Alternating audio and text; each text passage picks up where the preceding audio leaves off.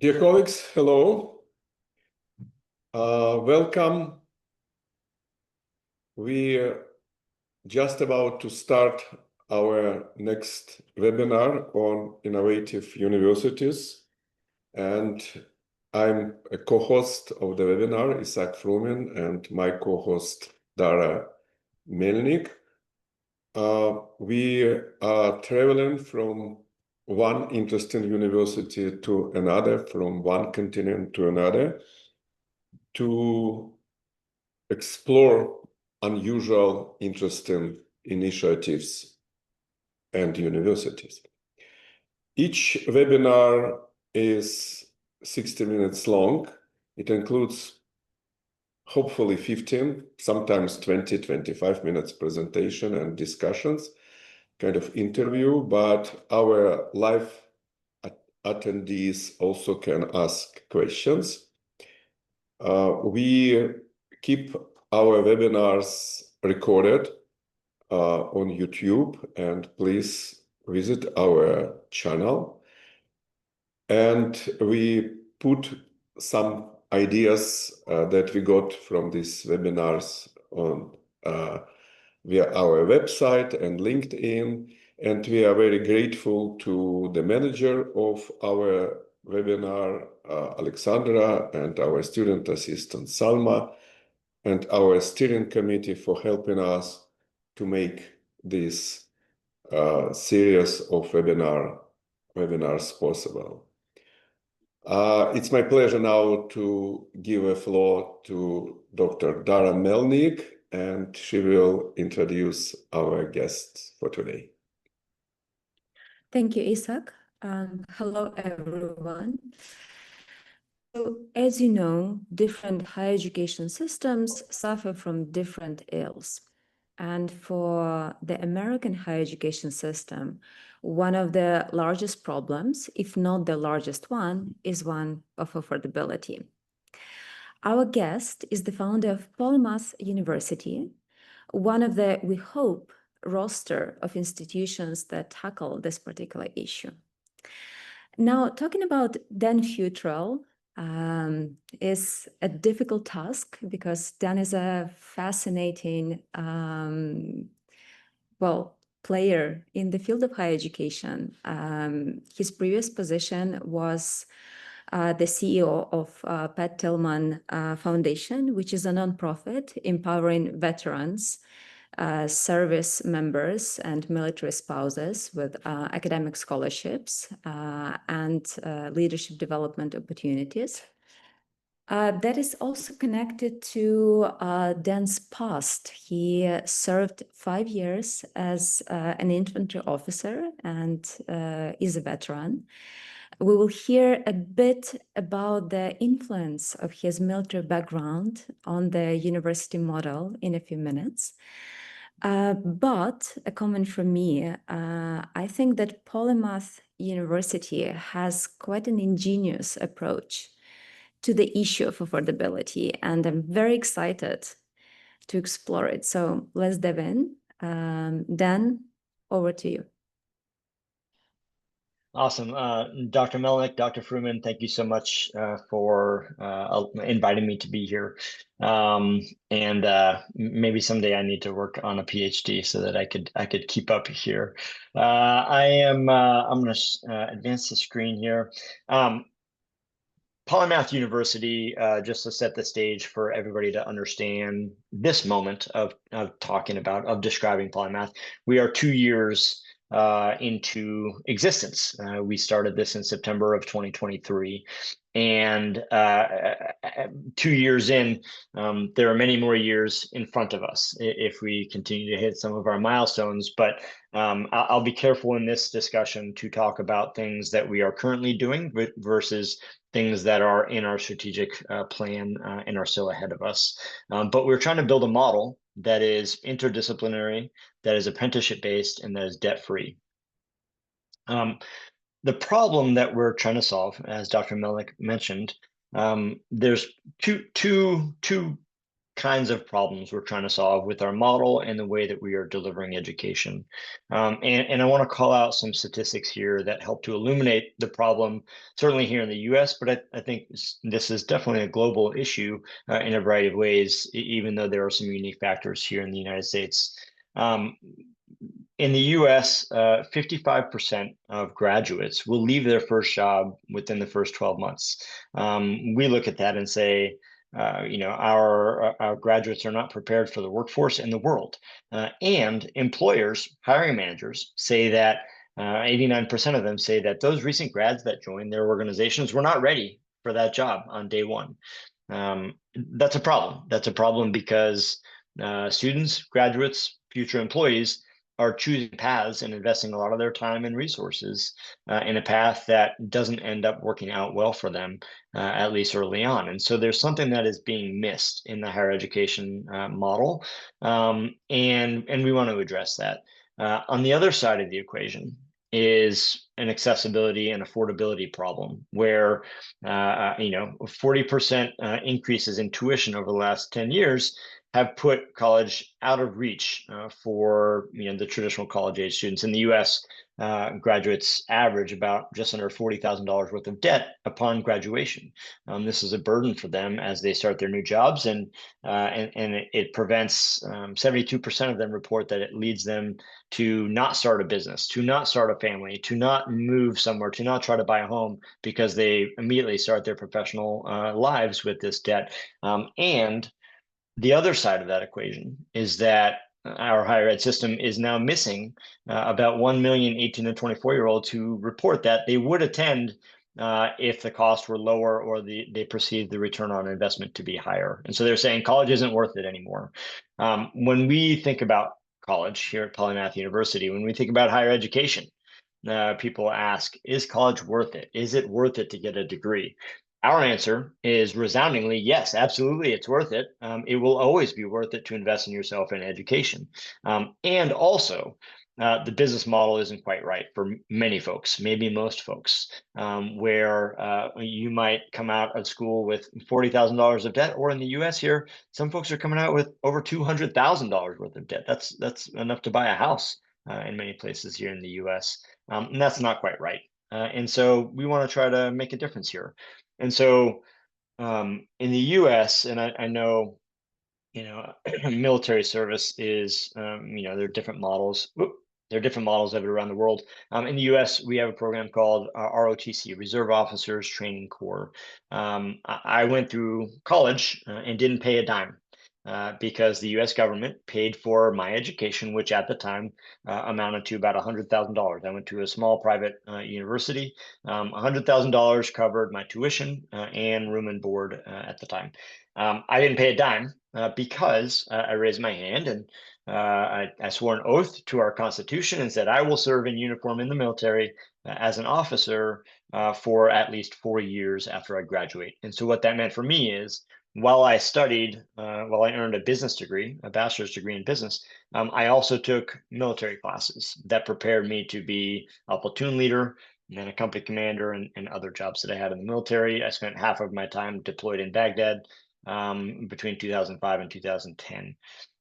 But that model, if you strip out the military side of it, what we're saying is there is a place for that model in the private sector. So we're the shorthand for our business model. We're saying ROTC for the private sector.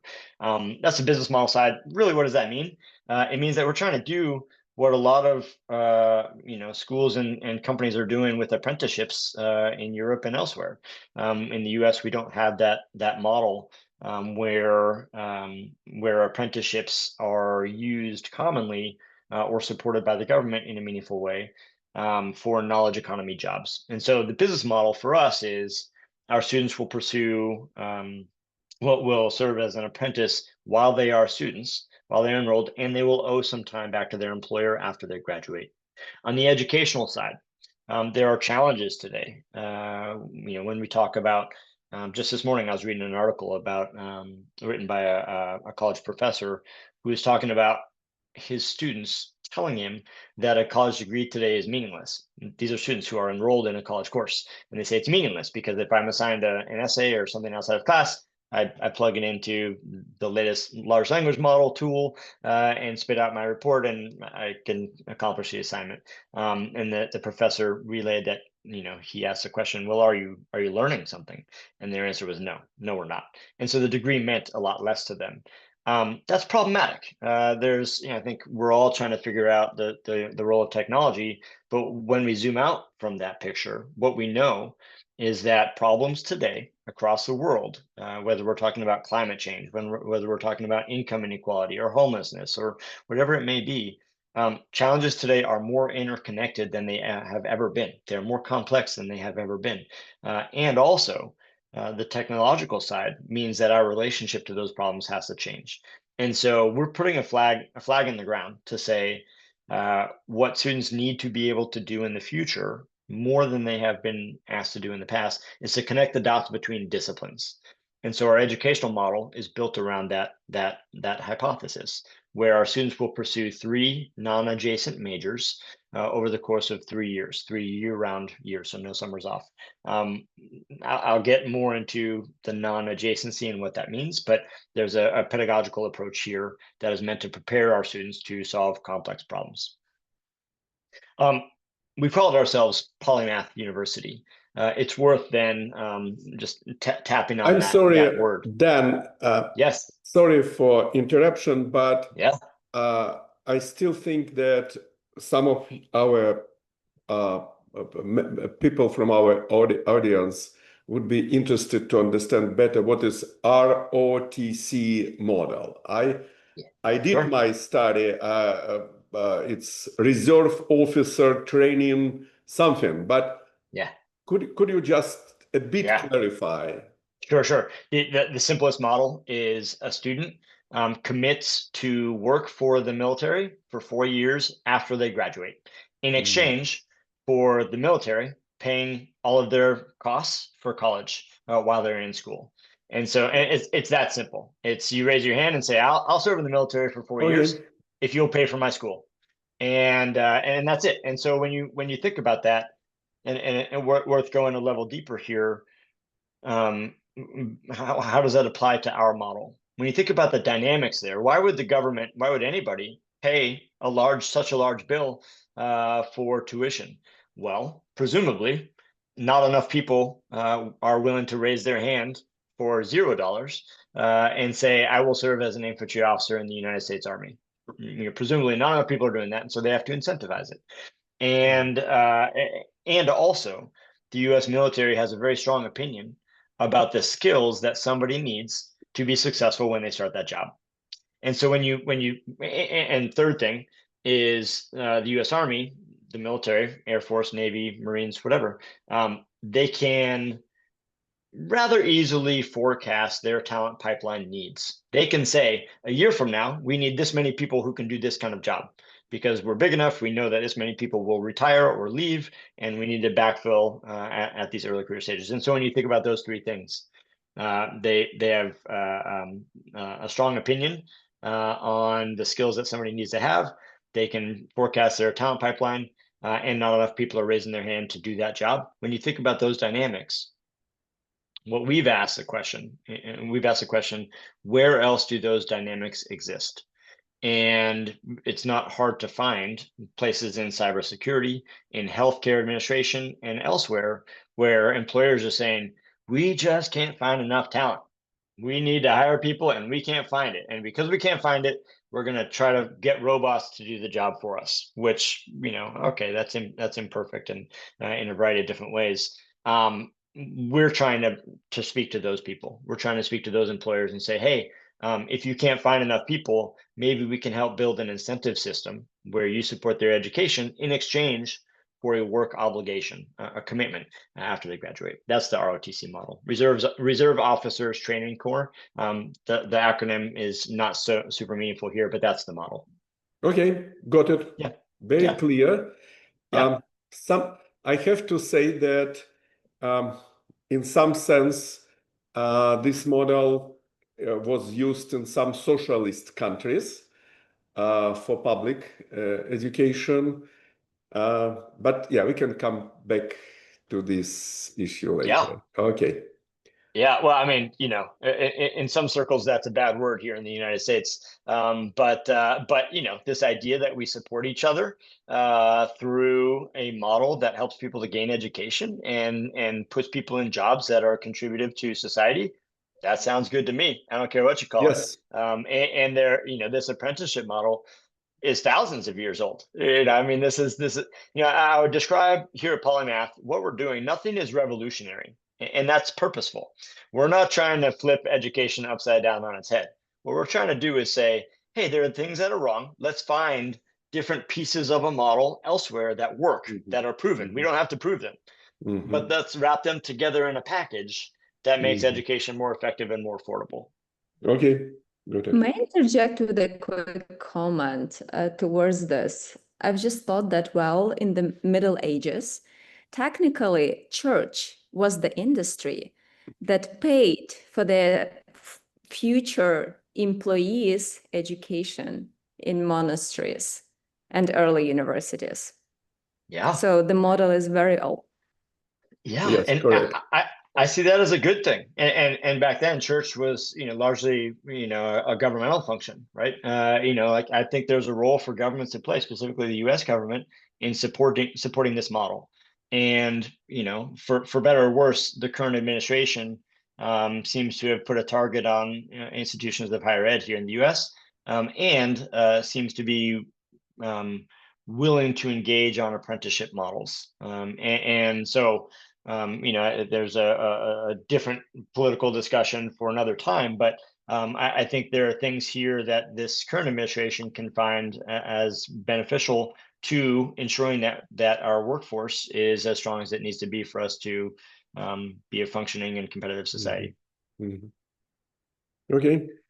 So let's dig into this word polymath, right? This is not a word that people are walking around saying every day. If they are, the first person that comes to mind, of course, the most famous polymath, Leonardo da Vinci. We're talking about anatomy, engineering. We're drawing helicopters and painting beautiful paintings. That's not what we're talking about here. We are not imagining that Polymath University is in the business of developing geniuses. What we are imagining is that being a polymath is like leadership, a skill that can be developed. It is a label, like leader. Some people might have natural characteristics that are helpful in doing the thing, and some people might not. Either way, it is a skill that can be developed. And so for us, it's important to define this. It's somebody who has developed breadth, depth, and integration across at least 3 disciplines. And we didn't come up with this definition. We take this definition from Dr. Michael Arakai, professor at the University of New South Wales, who has done an intense amount of research on what it means to be a polymath, how to develop as a polymath, and he's created the developmental model of polymathy. And he's researching how this approach to problem solving is beneficial for leaders and organizations. And so this is his definition, not mine, but breadth, depth, and integration of knowledge. Let's make that a little bit more practical then when we talk about a bachelor's degree. When we say a complex problem, a wicked problem like climate change, what we would say is somebody who's going to solve for that needs to understand a lot of things. They don't need to be perhaps a subject matter expert in any one thing, though subject matter experts will, of course, contribute to climate change work. But somebody who's going to be innovative and creative in this space will need to understand business and environmental science and philosophy, or we could imagine swapping some of those out for other disciplines. So for us, we look at this and say, okay, how do we operationalize the insight that building breadth, depth, and integration will increase your capacity to be creative and innovative? How do we operationalize that in a bachelor's degree? Our answer is a 3 major model. Business, environmental science, and philosophy is an example. I'm going to move a little bit quickly here. So this is a little bit more about what is a polymath? Why are they valuable? Polymaths are systems thinkers. They are leaders and collaborators. And this isn't just a marketing slide here. There's a lot of science to back this up. this here then is the structure of our degree program, our bachelor's degree program, which, by the way, we are looking to 2028 to launch. So we have not yet launched this. We've categorized 3 different buckets of majors. This structure comes from Dr. David Staley, professor at Ohio State University, who wrote a book called Alternative Universities. And our work with him, he's on our advisory board, our work with him has helped us to build the academic structure of Polymath University.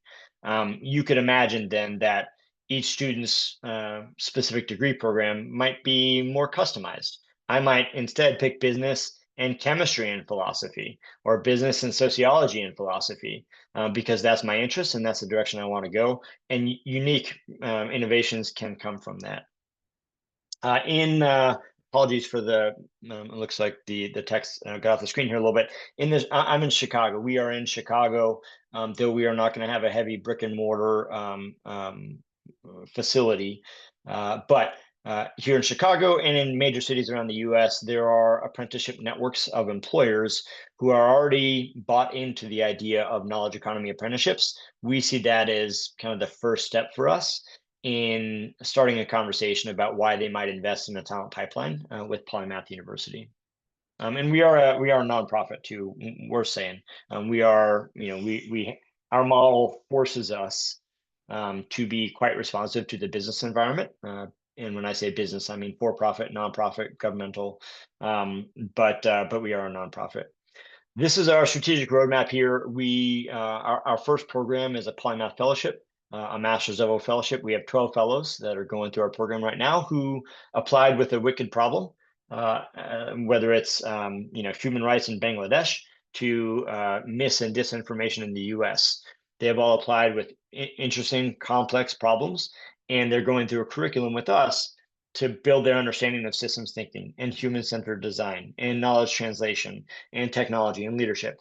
You can see ahead of us our online non-degree courses next summer and fall. There likely will be a certificate program in there. And then a master's program. I'm not going to announce yet which school, but we have a partnership agreement with a school here in the US with whom we will co-deliver a master's program, accredited master's program, starting either late 2026 or early 27. You see an apprenticeship program starting in 2027, and we're really still looking towards 2028 to launch a bachelor's degree. Long lead time, and there's a variety of ways that that's uncomfortable.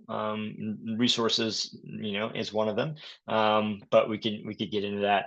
This is a little bit about the fellowship. I'm going to not spend a lot of time here unless we want to ask questions down this road. But I have 2 more slides really to show our master's degree that I just mentioned will launch in partnership with another university, is designed for people who are making a career change or pivot. So imagine somebody who's been a K through 12 teacher for the last 5 to 8 years, and they've said, I think this is not the path I'm going to go for my whole career.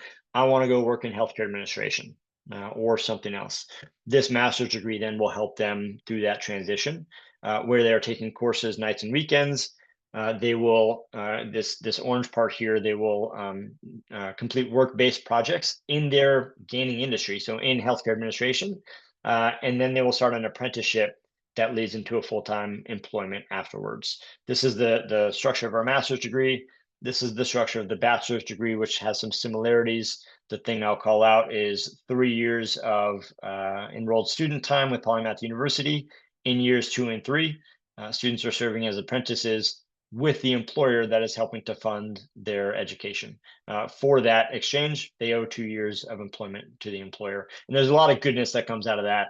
The retention rate for employees that have gone through an apprenticeship program, typically over 90%, where you might find 75 to 85% without that, and other things. So that's the end of the presentation. Happy to dig in. There's a lot of threads there to pull on, but I appreciate the opportunity to share this with you.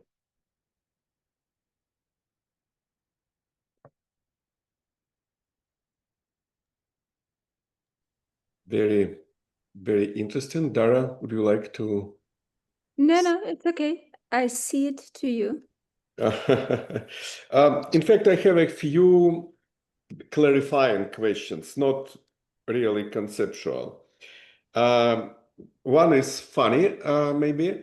Why 3 areas? In fact, it's interesting. I looked at some of classical liberal arts undergraduate programs like at Stanford and Chicago, and they also talk about 3 areas. Maybe because we like the word 3, or maybe you have humanities, something like business, which is quite unusual because traditionally it's STEM, social science and humanities, and you have business area, sciences, and you include sociology, neurobiology, and humanities. So how did you come to this triad?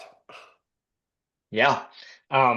Good question. There is a decent amount of science that shows that when you are looking at a problem, a challenge that you are trying to solve, and let's use, for the sake of this discussion, healthcare administration and economics and philosophy as the 3 majors.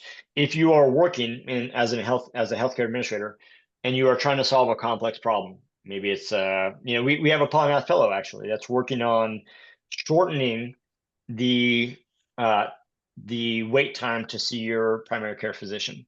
At the hospital that he works at in the Boston area, you might have to wait 45 or more days to see your primary care physician when you set an appointment. And he's working on how do we shorten that? And there are a lot of factors that go into that.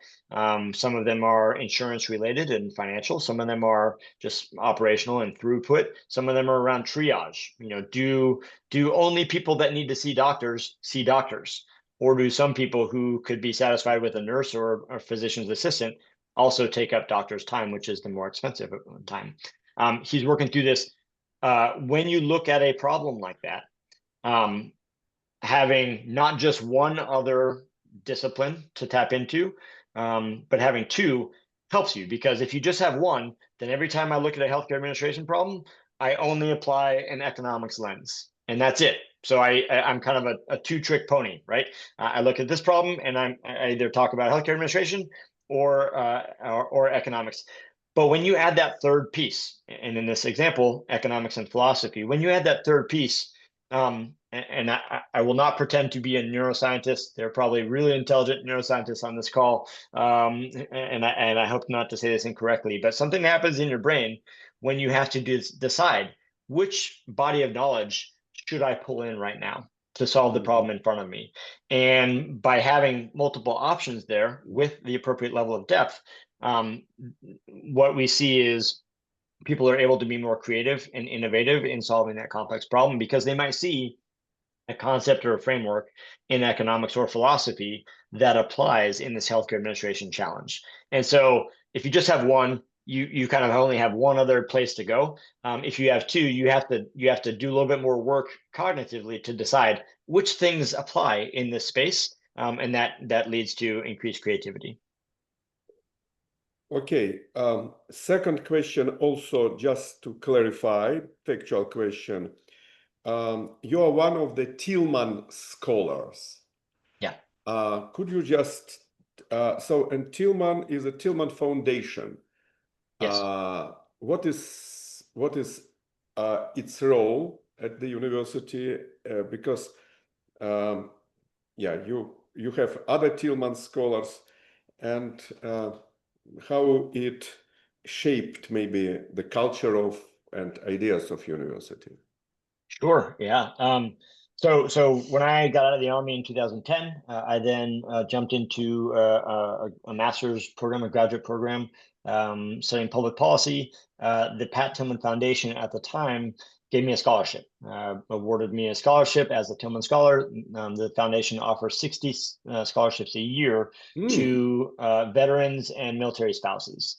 For those that may not know, the foundation was named after and really founded in honor of a gentleman named Pat Tillman, who was an American football player who, after September 11, left his time as a player in the National Football League and joined the U.S. Army as an Army Ranger. He ultimately was killed in Afghanistan, and his wife, Marie, and friends and family, started this foundation to carry on his legacy and to support the values that he cared about. And so there is no formal relationship between the Pat Tillman Foundation and Polymath University. So there's no formal relationship there. But I did leave that, my role as CEO of the Pat Tillman Foundation to start Polymath University. And because the foundation has built a community of about 1,000 Tillman scholars, veterans and military spouses, many of whom have PhDs, medical doctorates, juris doctorates, bachelor's degree, whatever. Our advisory board is largely made up of Tillman scholars who study literacy, who study healthcare, who study a variety of different things, all of whom contribute to the work that we're doing. And so no formal relationship, but the last thing I'll say here, because you asked about culture, is there is a thread here of service, and that's important to us. Service to humanity, I would say, if that doesn't sound too bold. We want to exist as a university. We are building this because we think there are immense human scale challenges that need to be solved and aren't being solved in a way that's at our potential. And so one reflection that we have on that is perhaps higher education can be a tool to prepare people to solve some of these big challenges that are still challenges and should not be. And so there's a service, and service, by the way, you can be of service to humanity in a for-profit company, in a nonprofit company, in the government, in a variety of different ways. But we want to contribute to that. Thank you. And my last factual question is about internship. What is the industry that probably you are going to start this program next year? So probably you know already the industry that you are going to work with and provide internship. What type of internships they give? Yeah, so first, there's, at least in the US, there's a spectrum. We will offer apprenticeships, not internships. And here, at least here in the US, that distinction is quite meaningful. Internships sometimes are paid, sometimes they're not. Might be 2 to 6 months, whereas apprenticeships are always paid, lead to a job, and can be 6 months to 2 years. And so, and in between in the US, we have what's called a co-op, where you might do 3 to 6 months at different organizations, paid while you are a student. But we will offer apprenticeships. In terms of what industry, the short answer is I don't know yet. The longer answer is, we're talking to a lot of employers about being employer partners, and we have clearly defined what we think has to be true for a company in an industry to say yes. And I talked about these earlier about, they're forecasting their talent pipeline, having a strong opinion about the skills. And we see a lot of opportunity in healthcare administration, which, we don't have enough people to serve the need right now. Some of that's due to the post World War II baby boomer generation and the increased need for healthcare. And then the second area is cybersecurity. Those two industries, I think, are kind of towards the top of our list right now. But we're not in a place today to say that's it.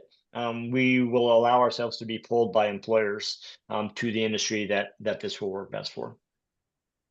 Okay, thanks, Dara. I'm finished for now. Dan, so I've got questions to layer over Isak's questions, but before I get to that, there is one clarifying question about the mechanics, especially in the context of international students. So Will McDonald is asking, given the importance of and presumed appreciation for international diversity in the student learning journey, and you mentioned that actually, how might a model like this allow for international students to enroll, or does it restrict to more locally based students, at least in the initial model of startup as described? Yeah, I appreciate this question. There's a lot of threads in there around diversity and the value of diversity. There's some threads in there around kind of where the United States is politically at the moment with regard to immigration and higher ed. For us, we are working hard to,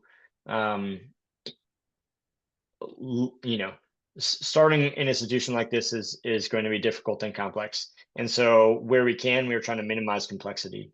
What that means in relation to this question is, at the beginning, we will not have spots for international students.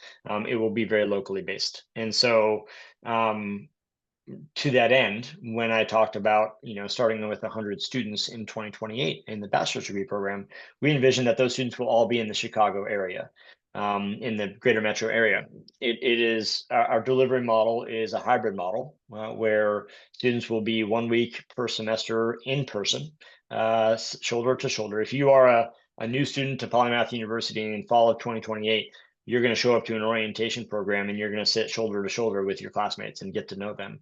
But that's 1 week per semester. The rest of the semester, our courses will be delivered remotely to students who are a bus or a train ride away from each other. And so they can build some of the social network, the professional network that we know leads to greater retention and greater graduation rates. So what we're trying to do here with this model is kind of shoot the middle ground of the goodness of a residential program with the low cost of an online program. We don't want to be University of Phoenix. We also don't want to be, Stanford University, right? That's a big name, of course, but, let's be in the middle somewhere, because the student that we want is somebody who either is going to say, hey, $20,000 a year for a degree, that's too much for me, I'm not going to do it. Or they're going to say, that's a lot, I'm going to do it, and I'm going to take on debt, and it's going to be hard, but I'm going to do it. Both of those people are the kind of person we're trying to serve, either who would feel the weight of the burden of that debt, or who might otherwise say no. So initially, we will not have an international presence. That's not the plan. I would love to have an international presence and have students come from all over the world so that we can learn. And if there's a way, for us to inch into that, maybe through the fellowship program, or through the master's program first before the bachelor's degree, then we will definitely explore that. I'm assuming it might be problematic legally at the moment, because the student visa does not allow a student to work unless it's at a university, if I'm not mistaken. Yeah, I'm not an expert on the intricacies of that. What I will say is, for apprenticeship programs, we envision serving as an intermediary, which means that the apprentices would legally be working for us, and then would be effectively contracted out to our employer partners. What that does is it makes it easier for the employer to say yes, because we're handling the taxes and the legal parts of their employment, so that the employer simply has to focus on the job that they're doing. So you will act as a kind of an aggregator for different companies in that sense. Sure. Yeah. I mean, there's a variety of different analogous models. Maybe we're kind of a talent pipeline. It could kind of sound like a placement agency, depending on how you talk about it. Platform. Mhm. Yeah. Yeah. In any case, I want to return to polymathy and the curriculum model. So here's what I'm curious about. You've gone the route of disciplines, fields of study, disciplinary blocks. Well, you could have tried to do what Media Lab does, or problem-based learning stripped to the core concept. So problems in the center, disciplines don't matter. You draw upon methods and concepts that are useful for any particular problem in a specific situation. Why did you retain the disciplinary focus? Yeah. First of all, I admire a lot what the MIT Media Lab and others who are coming at this from a problem-based approach. This decision was more about there's a hurdle, and for those that are on the call that are currently innovating in higher ed or thinking about innovation, there's a hurdle of explaining things to somebody, to whether it's a student in a family to say yes to this model, or to an employer who we want to partner with.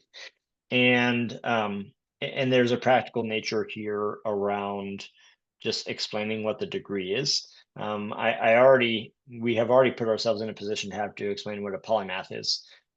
it is maybe not beneficial to ask our students to, once they graduate, to explain what a polymath is, and then explain that they have no disciplinary focus, and then explain, why they should be hired.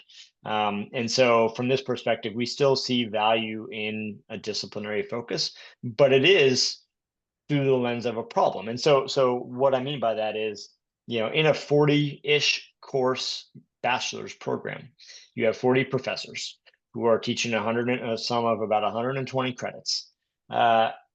Each professor, if I'm the professor of microeconomics 101, or I'm the professor of existential thinking, philosophy course 205, whatever it is, each professor is asked to do two things, and this is different. I would say, not only are you trying to educate your class, your students, on the content of that course, but also you need to prepare them to apply those concepts and frameworks outside of the context of philosophy or economics. And that perspective allows us then, we haven't marketed this as a problem-based degree, but it allows us to have a major problem per semester that all professors are using as a reference point.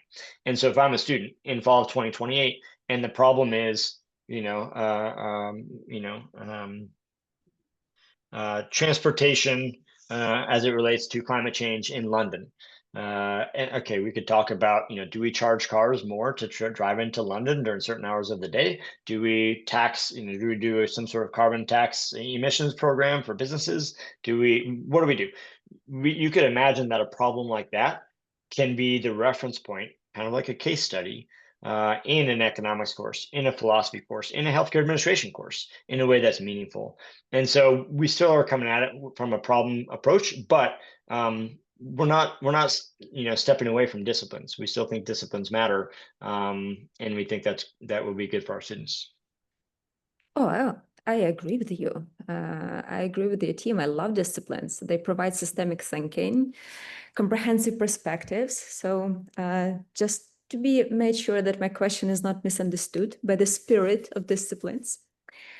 The second question, you've mentioned employers in the corporate sector a lot. Are you also considering the government, maybe local municipal government, NGOs, or are you focusing on the corporate sector specifically, consciously for now? I am focusing on any employer, government, nonprofit, for-profit, who meets the criteria that I named. They have a need for a talent pipeline. They're willing to invest to create that talent pipeline, and they have strong opinions about the skills that those employees need to have. So I would love to support municipalities. In fact, I had a conversation last week with somebody who's, we're discussing a program to support city managers in different parts of the United States. In the US, some cities will have mayors. That's a kind of strong executive. Some cities will have city managers. Typically, that's like a legislative heavy municipal government. But the city manager has to think about sanitation, has to think about roads, has to think about taxes, has to think about schools, has to think about a variety of quality of life issues that might make it, and this is, is an early conversation, might make that a good place for us to play. If we could figure out the business model, who is the payer? Typically, small municipalities don't have the funds to do this. But if there's an association that might work, there's something there. So we are not preferential toward for-profit organizations. Instead, we are preferential towards anybody that fits our criteria. And I would, from the service-oriented mentality that we start this work with, I would love to include, government agencies, nonprofits, and anything else, especially in healthcare. Healthcare in the U.S. really interesting because they're nonprofits, but they're billion-dollar organizations, and there's a lot of for-profit input into the dynamics of how healthcare operates. Great. Like I don't care what your legal status is as a company. Do you fit our parameters? And yes, Isaac. Yeah. Look, again, I'm thinking about the overall experience that students receive. Yeah. First, I want to say that your conversation with Dara really kind of interesting. In terms of unique place that you put your university. I listened yesterday a conversation with Dan Levy, a famous expert in private higher education from State University of New York, and Dan just published a book, World of Private Education, and he has a typology of private institutions, and especially for US, it's something like that.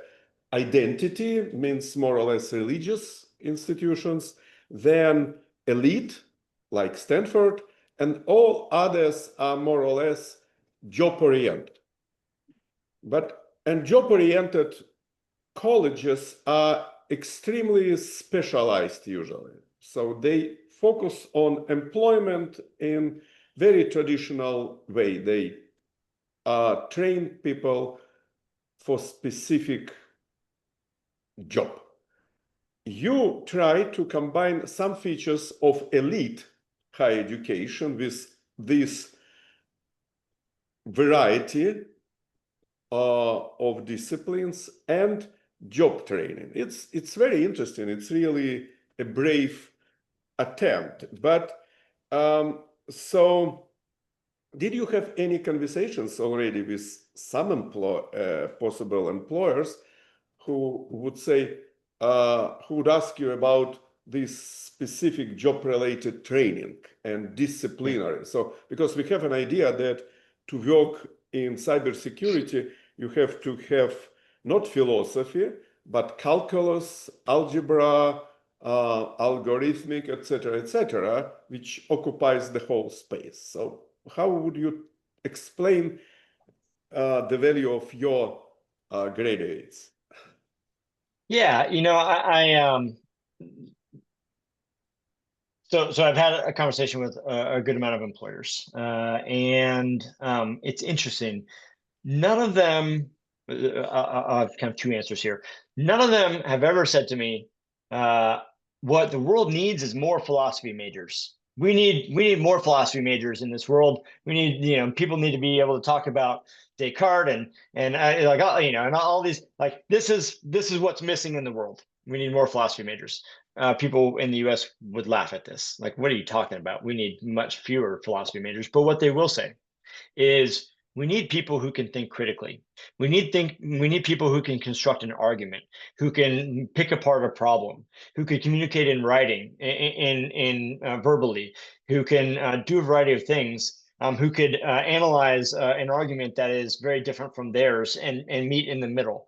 And we know, and this is kind of leading, that a philosophy major, of course, builds those skills. And so for us, to the combination of the way that we describe this tension is, we say that we want to prepare graduates for the workforce and the world. Sometimes you'll hear me say it the opposite order, the world and the workforce. Both of those things are important because that represents the tension in higher ed today, where people say, well, are we developing people or are we developing employees? And our answer is, well, we are developing people and they will also be employees. Those two things are not at two ends of the spectrum. They are together. And so employers, I started my post-military career at a nonprofit called Year Up, and it was a workforce development nonprofit where we train 18 to 24-year-olds over a year-long, a 12-month period to, from lower socioeconomic strata to enter into jobs that they ordinarily wouldn't have had access to. And we felt really proud of the work that we did. We helped people get jobs. Typically in the US, these are Black and brown folks who wouldn't have had access to these kinds of jobs. And we felt really good about that work. But what we also saw is that they hit this paper ceiling. They had this training that got them the job, but then they rose as an individual contributor and then stopped rising. They needed something else. And that's where we see where we fit. We're not trying to get somebody from 0 to 1. We're probably trying to get them from 1 to 2, right? And so that there's a lot in that statement, right? That means that the kind of student that we're looking for, we have to be really clear about that. We're looking for people who are creative and entrepreneurial and willing to question authority a little bit, willing to question traditional assumptions. How do we understand that those applicants have the intellectual capacity to do what we're doing, which is going to be a rigorous program? Well, what we're not going to do is say, your GPA has to be 3.8 or higher. Your SAT has to be, 1,500 or higher. We're not going to say that, because we know that these things are largely correlated with socioeconomic status.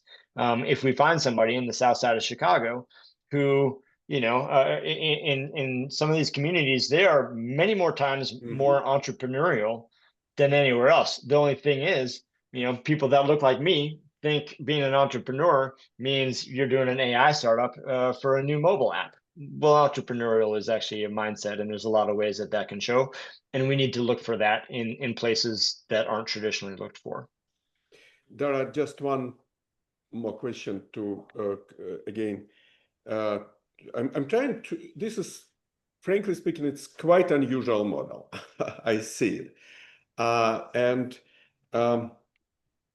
what I think that often when you read these books about polymaths, and now there are more and more books. It's very interesting, by the way, that in last decades, this word and books about polymaths became quite popular.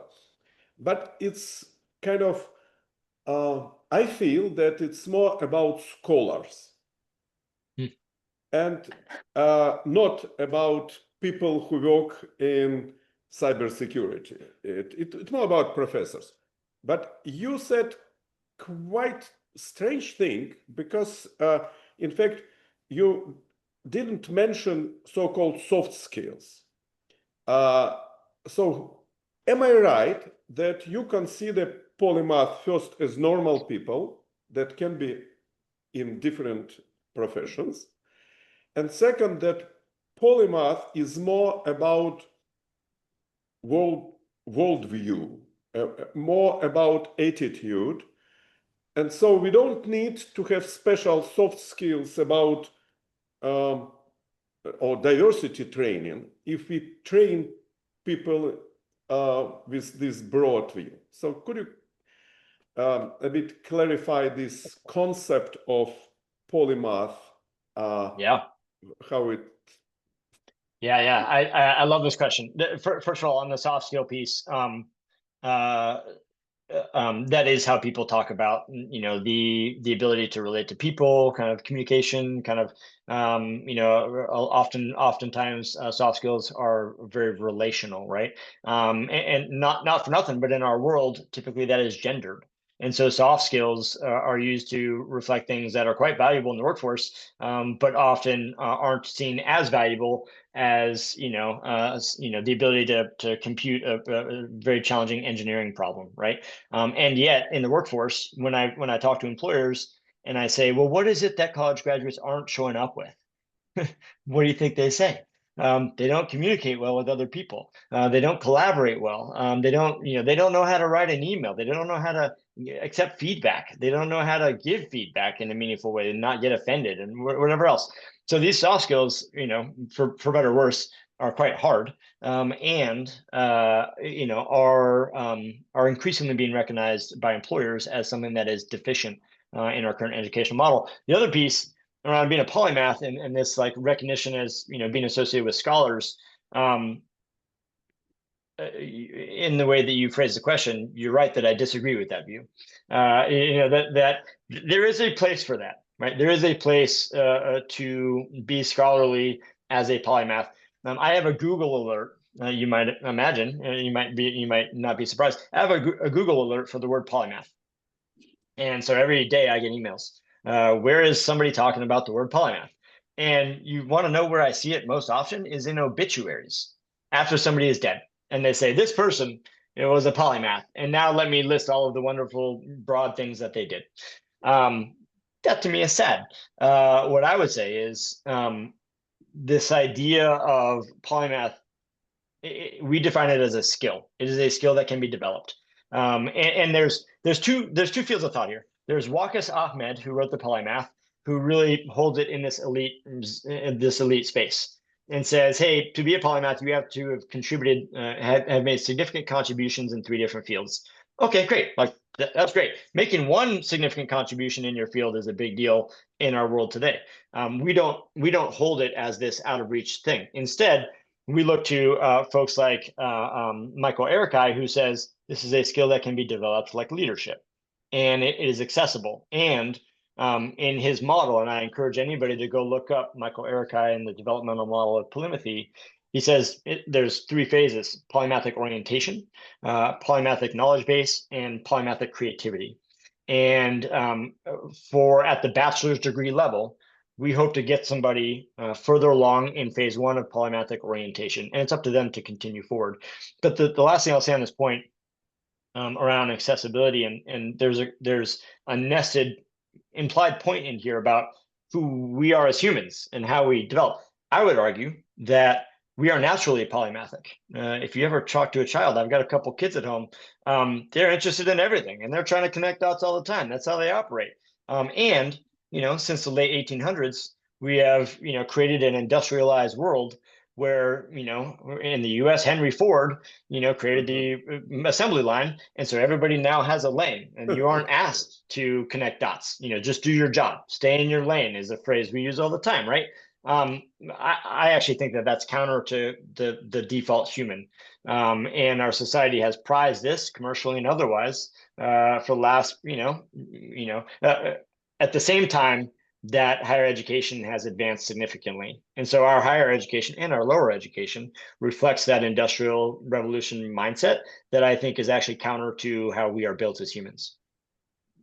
Thank you. Dara, the floor is yours. Yeah. Oh, I have 3 questions, so I'll talk fast. Let's do it. The first one is about polymathy. Surprise, surprise. First, I want to defend the word scholar. Actually, scholar originally meant leisure time, spare time. And well, technically, we should all be scholars, exploring things in our spare time. So linking the modern understanding and the ancient understanding. And building upon this, how are you going to help your students learn how to maintain polymathy? Because, well, okay, so they become polymath, then they work in one specific company, being programmed to do one specific thing. It's just the nature of corporate world. It cannot be avoided. How do they remain curious? How do they stay curious, as your signature says? Yeah, stay curious. And so I'm happy to go longer. You may have parameters on the timing here, but I'm happy to go a little bit longer if you need to. I can't tell you that I have a complete answer for this. What I think we need to do is help people to understand what a portfolio-based career looks like, and not a single track career. And one of the things that Dr. Michael Erikai and Dr. Angela Myers, last name, and others have developed different models of what it means to be a polymath. And some of them are sequential and some of them are concurrent, where today I am pursuing 3 things versus I'm going to pursue something for 10 years, something for 10 years, and then something for 10 years after that. There's different ways to express as a polymath. All of them are valid. I think our role is to help our students understand that there are options and how they might develop a career that suits them in the model that they want. My second question is connected to this one in a way, and it's about questioning authority. So I've recently been reflecting on the value of odd jobs post-graduation. This is how I questioned authority. I knew that I could always walk because I didn't value the job. I didn't have to stay, so I could say whatever I wanted. And your students will actually be obligated, as far as I understand your model, to stay at one firm for 2 years. Moreover, they will already be connected to it during their years of study. And again, most corporations, apart from very few exceptions, highly hierarchical. So keeping that in mind, how do you teach them Well, A, to question authority, and B, connected to my previous question, maintain that ability? Yeah, that's a meaty question. You continue to tap on the button of a world that doesn't prioritize or incent the thing that we're trying to do. You know, there's two sides of this equation. One is the student side, and one is the organizational side. On the student side, it is our job. We want it to be our job to develop people who don't accept traditional assumptions. There's a lot in there around design thinking, where if somebody is truly like steeped in design thinking, thinking about and systems thinking about how do different pieces of a system affect one another? How do you design a process that truly does the thing that you want to do without creating kind of negative externalities? We need people to think more like that. And I think that thinking in that way with those skills, if we truly develop them, forces somebody to question assumptions and to question authority. If I'm truly, there's no way, I don't think it's possible to be highly facile in systems thinking and then look at the world and say, everything is fine. Everything is fine. And, the way that the things that we understand to be true, they're all pretty true. Yeah. I don't think that's possible to have both of those things at the same time. And so from our perspective, it's let's develop these skill sets of how you look at the world and then let you run. How do we maintain that, after they're graduated? I don't know yet. I hope that we can build a community of alumni and graduates that continue to stay engaged, and we have thoughts about how we might do that. But I don't know yet how we'll get to that point. There is something to be said about not knowing everything. Yeah. Then I have the final question for you.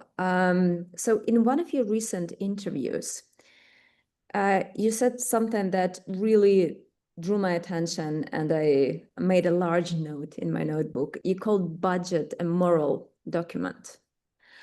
In keeping this phrase in memory, what advice would you give to leaders of other innovative universities making budgetary decisions, especially at the stage of designing the model? Yeah. Thank you for the question. I will not take credit for the description of budgets as a moral document. In my graduate program, I took a course from Dr. Linda Bilmez, who described it as such, and that really stuck with me as well. I shortly after grad school, from 2013 to 2019, I served on a local school board where we served 5,000 students. It was an urban school board, so about half of our students were eligible for free and reduced lunch, which for us is a proxy for kind of lower socioeconomic status. There are people who might need some more supports in a variety of different ways. And we oversaw a $75 million budget. And the way that we made decisions for our budget had deep impacts. Do we fund breakfast for every student? Or do we ask them to pay? And if they can't pay, then maybe they have breakfast or they don't. Well, if we know that having the right amount of nutrition leads to better learning, well, it would be silly not to invest in that, and we ultimately did. I'm not sure that I can say. I have two things to say on this point. I've not worked in higher ed, first of all, so I've not been the SVP of administration and finance or the provost at a university who's had to make some of these hard calls, and they are hard calls. But I think there's a choice right now for especially smaller institutions in the U.S. about whether you want to offer a luxury, what I would call a luxury experience, or you want to really focus on education. In the US, 40% of tuition goes towards instruction. That to me is crazy. What is it that you're doing if you're spending 60% on things that are non-instruction? When you look at the charts of the number of administrators to students over the last 20 years, the number of administrators have gone up. And we could look at each one and say, yeah, there's value there. But I think if you want to commit to that model, then you have to be willing to say to yourself, we are providing a luxury experience to our students.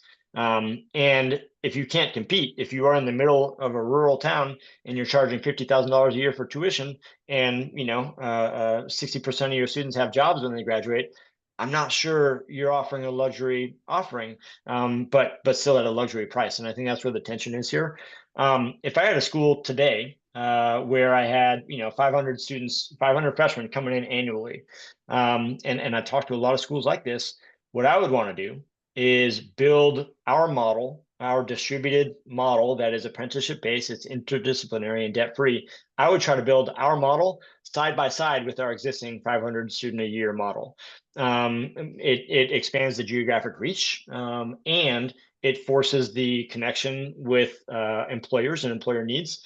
And that's what we're trying to build at Polymath. And if there's anybody that listens to this and wants to have a conversation, please reach out. I'd be happy to help. And maybe there's a way that we could partner. But that's what I would be trying to do if I was running a small school and I was quite stressed about finances. I think community colleges focus on employer needs a lot, but we need more of that across the 3,500 institutions across the U.S. Thank you. Dan, this has been a luxurious discussion about affordability. Thank you very much. Before we say goodbye, I will present the next webinar. So, dear friends, all Nicholases apparently have something in common. And here we are talking about Saint Nicholas, also known as Santa Claus, Nikolai Copernic, and Nicolas Badret. So on Saint Nicholas's Day, on the 6th of December, we'll be talking about Copernia, the first professional school of higher education innovations, presented by Nicolas Badret. See you there. Dan, thank you very much. And everybody have a great time of the day. Thank you. Thank you. Thank you.